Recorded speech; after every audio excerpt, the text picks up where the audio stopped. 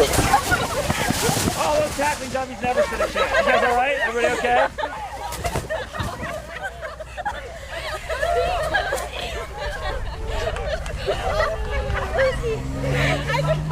That was awesome!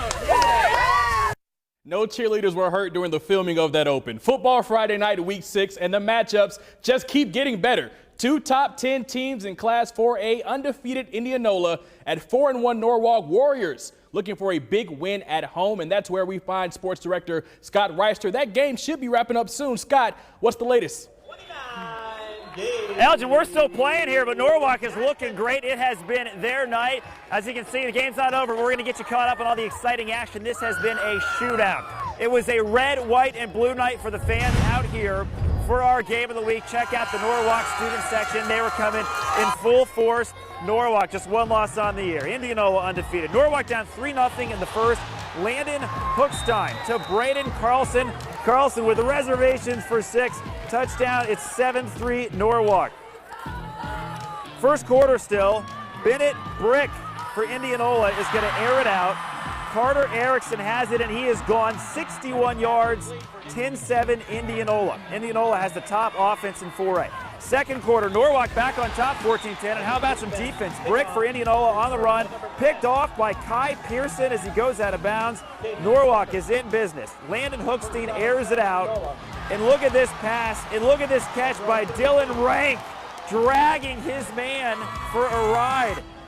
What strength. A few plays later, Norwalk backed up due to a penalty, but Rank finishes what he starts. A beautiful touchdown. They led 28-10 at the half. Second half, it is time to jump around. We were just getting started because Indianola would score twice in the third to cut it to 28-24. But in the fourth, Hookstein 3 yards to Braden Carlson. They put him up 35-24. Indianola kept on coming. Indianola would cut it to 35-30 on this Cale Clare touchdown run. But that's as close as they would get. Norwalk right now with 45-30, just 15 seconds left, and it looks like they're going to win. They're celebrating on the field, and that means this Hy-Vee Game of the Week trophy is going to be theirs. And you guys just beat Indianola. You want a trophy? All right, I guess they want it. We got to get them to somebody. We'll try to get that back to the players. Okay. All right. So this is a huge upset win for the Norwalk Warriors over Indianola. It's looking like it's going to be 45-30. And that is how you do it on Football Friday night. Reporting live, Scott Reister. Elgin, back to you. Scott, you are not getting that trophy back. Don't worry about it. 5-0 Linn-Mar at 4-1 Southeast Polk. The cheerleaders flipping for the Rams, and the Rams would be the first to strike. 35-yard pass to running back Titus Christensen, who says running backs don't have hands. That sets them up at midfield. Later in the drive, Jackson Daly would go deep again because that's his business, and he finds Christensen again all alone for the 30-yard touchdown. Somebody cover that man. 7-0 Southeast Polk, and the Rams, of course, are on the board. After a long touchdown by Linn-Mar, Daly would find Cole Falloon on the slant, and he would go 51 yards. Don't even have to throw it deep. He can do it on his own. Touchdown, 14-7. Linn-Mar would score again, but not as much as Southeast Polk. Rams pull away to win big, 38-15. It was homecoming in Huxley tonight. 2-3 Ballard taking on 5-2 Nevada. First play from scrimmage for Nevada. Quarterback James Edwards making sure that crowd had a lot to cheer about. Off the play action, number 13 Caden Da Silva catches the deep ball for the early touchdown, and they're feeling good. Ballard stringing together some good plays in response, getting some stuff to work before stalling out on some penalties. The Bomber defense would come up big, though. Number 8, Jaden Swain, stops the Cubs on 4th down to end the first quarter, and Nevada blows out the Bombers. Final score, 34-13. 4-1 Ankeny at 4-1 Valley, two top 10 teams in 5A. First quarter, Colin Kadoff takes the handoff and takes the Hawks to the end zone. Bad tackling, good run, and that's touchdown number 9 for Kadoff this season. Same quarter, Urbandale responds, and that tackle bug is going around. Aiden Price over the middle, breaks 1, 2, gets past the third, one man to beat, and he gets nothing but cleats as Price takes it to the crib, 42 yards on the catch and run. and it's tied at 7. Third quarter, game now tied at 21, high-scoring game. Mason Murrow avoiding the pressure, jukes to the left, spins back to the right, says, "May I have this dance?" Then throws it on the run to Eli Raridon, who dances to the end zone. That'll be a grade 8 top play nominee for sure, one of the best I've seen this season, and it gives Valley the lead 28-21. Fourth quarter, Valley up 31-28 with 3:45 to play. J.J. Cole hits Colin Kadoff with just enough room to run, and he fights through the contact for the touchdown. Hawks take the lead 35-31. Fourth quarter winding down, 17 seconds to play. Murrow looks left, and the price is right. Murrow to Aiden Price, go-ahead touchdown, and the Tigers land the knockout blow. What a battle. Final score, 38-35 Valley. And still to come, Jeff Dubroff joins me on set for the wild card game of the week. Do not miss those highlights.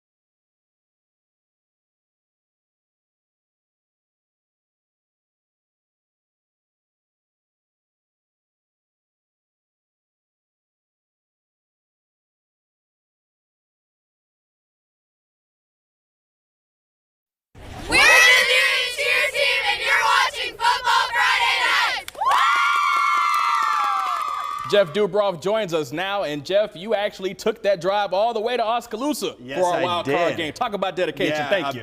Battle, Elgin, of 4-1 teams looking to continue on their hot starts as we enter October. It was homecoming at Oskaloosa tonight. A big crowd on hand to see the king and the queen get coronated. This is going to be a really fun one, and right away, maybe our play of the day. I know you had one in the last block, but look at this. Xavier Aguero is picked off by Eli Molino. Watch this, weaving in and out, breaking tackles, following blockers, reversing field. And yes, you see where this is going. He's gonna find Pater. He finds the big box. Eli Molino all the way in. Oski strikes first at 7-0. Newton would respond though. Here comes Xavier Aguero. Look at the fans there. Like I said, big crowd on hand for this homecoming night. He finds his man, Keith Moko, who just bullies and battles his way into the end zone. It would be tied at 7 at the end of the first quarter, back and forth. In the end, though, Newton goes on to win this game. Final score, 50-26. Jeff with the big plays. Thank you. Now we got 3-2 Des Moines Roosevelt versus 1-4 Des Moines North. Second quarter, 0-0 tie. That says be loud or go sit with your mom. Deep in their own territory, Roosevelt, Jamison, Patton takes it along to Skylar James. He says, hey, Mom, 40 yards to near midfield. Later in the drive, Patton again goes up top to his tight end in the corner. George Williams gets 1 foot down for the 15-yard touchdown. That counts, 6-0 Rough Riders. Roosevelt gets the ball back, and this time Patton calls his own number. Up the middle, makes the good move, a great move, outruns the secondary to the end zone. You can't touch him. Roosevelt runs away with it and snaps their 2-game losing streak. 5-0 Humboldt at 2-3 North Polk. Some future Comets dreaming of putting on the jerseys, but on the field it's number 23 Brady Miller making the big plays. Watch a run up the middle, squeezing through. Following that run, a completion to Nick Cox takes the Comets into the red zone. But in the first half, and this one was all Wildcats. Quarterback Caden Matson is going to link up with Corey Dietman. Defensive pass interference, it doesn't matter. Touchdown Wildcats, they go on to win big 52-31. And Friday night lights for college football. 5th-ranked Hawkeyes at Maryland. First quarter, Riley Moss, the senior from Centennial High, putting together a fantastic senior year. Another interception, his 3rd so far this season, and that leads to 3 points for Iowa. Maryland gets it back, and they get those 3 points back and then some. Terps tight end Chigoziem Okonkwo leaping over the pylon for the score. Whoa, indeed. Extra point is good, and Maryland takes the lead now 7-3. Next Iowa possession, Hawkeyes with a strong drive, that offense getting going. 2nd and goal, and Spencer Petras powers it in for the touchdown. He says, I can do bad all by myself. Body's on the floor, but Petras is through the door, and the Hawkeyes now lead 10-7. Later in the quarter, another forced turnover. That's what they do, and that has Iowa in striking distance. This kid has been waiting to strike all season. That's Arlen Bruce out of Ankeny High, coming down with his first career touchdown. Centennial and Ankeny grads both making big plays in this first half. That is a freshman, and the points didn't stop there. Iowa goes on to score 28 unanswered in the second quarter. 4 straight touchdowns. They led 31-7 at the half, and this game was never in doubt. Hawkeyes go on to win big. Final score, 51-14.